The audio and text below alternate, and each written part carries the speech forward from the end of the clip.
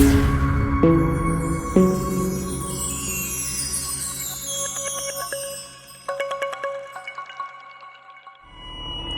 y'all hear this crap? This is on my 2003 SL55. Listen to this high-pitched sound coming out of my speakers, reactive to the input on the accelerator. This is all associated with my radio going in and out. Ever since I bought the car, the radio worked for, for several months, and then all of a sudden it just cut out, and I would hear these loud popping noises out of my speakers. And so it was like just for, I don't know, it seemed very random. The radio would start working and then it would stop working. So for the last few weeks it's been working. Then I go to the car wash, and about 15 minutes later it's not working anymore. It cut out, then it came back on again. Oh, hold on. Then while driving, it cut out again, and I hit the CD, and then I'm getting this high-pitched noise. That's why I have this right here, these phone holders on my screen, because my intent was to get rid of this whole system. For the time being, because I'm busy with my phones often, I put my phones right here while driving, and I'll even use them to like listen to stuff or whatever. But this right here is a problem. This high-pitched noise, even if I turn the radio off, it's still on. I'll likely have to turn the car off, turn it back on, and see if that resets it. But I think that's an amplifier issue, because if it's still making noise with the car off, then more than likely there's some kind of corrosion or maybe even water getting down to where it shouldn't go on that amplifier. So I gotta look at that. But yeah, man, this is getting on my nerves here. So I have to figure this out. I gotta yank this radio up out of here, man. This is pissing me off. It's crazy. All right, I have to get some gas too, so I'm not gonna stop the car, because I need to go ahead and do what I need to do and get to a gas station first before I turn this car off and reset it. But yeah, man, that's crazy. Yeah. Coming out of all speakers. That's not annoying, not at all. Not at all. Let me go ahead and stop the car, turn it off, and turn it back on, see if it goes away. I gotta go through this drive-through and pick up an order. Oh, God. Oh, God, sound like a transformer.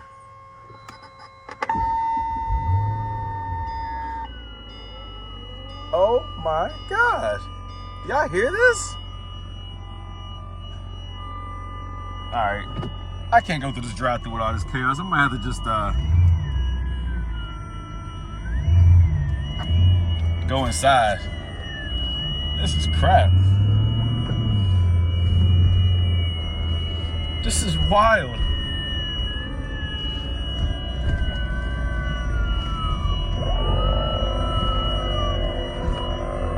Oh my gosh. Dude, that's crazy. Okay, so all the sound, anything, all the module, all the communication is being fed into that amplifier, I'm assuming, and it's making it audible. So there's some type of, I think water has gotten where it shouldn't be, and the grounding of everything is causing all this feedback. So that's an issue. I gotta figure that out. This is crazy. But yeah, so I will be getting rid of all this audio, the existing audio sound system. I'm getting rid of that. I'm pulling this deck out. I'm pulling out that, I'm bypassing the amplifier, CD changer, all that mess, and I'm gonna just do a new deck and wire it directly to the speakers, and then also to incorporate a subwoofer amplifier in the rear with a nice subwoofer that I already purchased. So I just gotta figure out what deck I'm gonna put in here. But that right there, that's some bull crap. That's some bull crap. All right, I'll figure it out. All right, so what I'm going to do is I'm going to remove the amplifier fuse and see if that turns it off.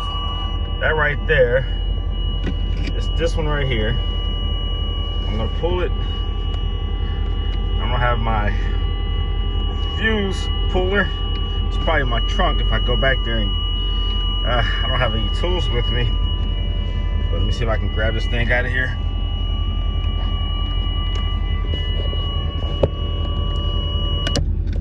There you go. All right. So it definitely is the amplifier making all that chaotic, high-pitched noise.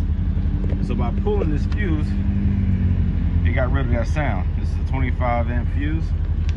I looked at the fuse diagram online to figure out which one it was.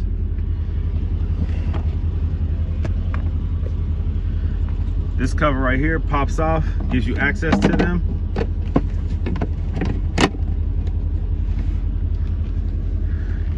A little tab broke. Goes in there a specific way, take your time. All right, and then this right here, I pulled this off just in case, but I didn't need it. Snaps right on. So this fuse right here for the amplifier, disabled the amplifier, made it non-operational, and it cut off that high-pitched tone. So it's clear and obvious that the issue is related to the amplifier. Likely the amplifier has some type of corrosion. Maybe water is getting down in there somehow. It's getting to the connection on the amplifier, one of the connectors, and the amplifier is cutting out. Now the amplifier is located back here. You have to remove this. I think you have to remove the CD changer. I think it's like located like right there. So I had to get access to that. Since I'm going to be doing a new radio subwoofer, I have to tap into the outputs from the amplifier to each speaker and then do a hard connection from the radio directly to those speakers. And that's going to give me the connections that I need so that I can run a head unit directly to the speakers. I'll tap into the subwoofer output of the amplifier. Well, yeah, I guess for a RCA converter, RCA converter. No, I don't need to. I'm running directly from the head unit back to the amplifier, RCAs. So, only reason why I need access to the amp is to tap into the lines running directly to the speakers. And I know there's a lot of speakers in this car, so I'll figure that out. But and I know that the speakers are also like a lower ohms, they're Bose. But you should be okay directly from the head unit to that. You just have to regulate the volume and all that. Just play around with those features.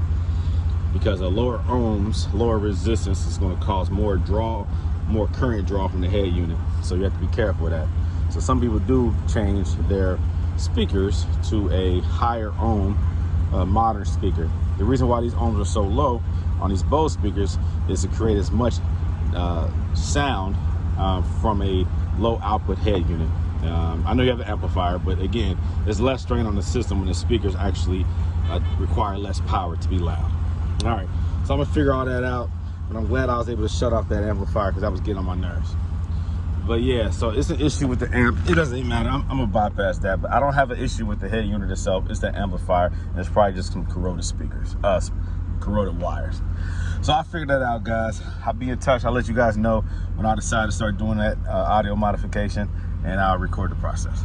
All right, talk to you guys soon. Thanks for watching. Peace out.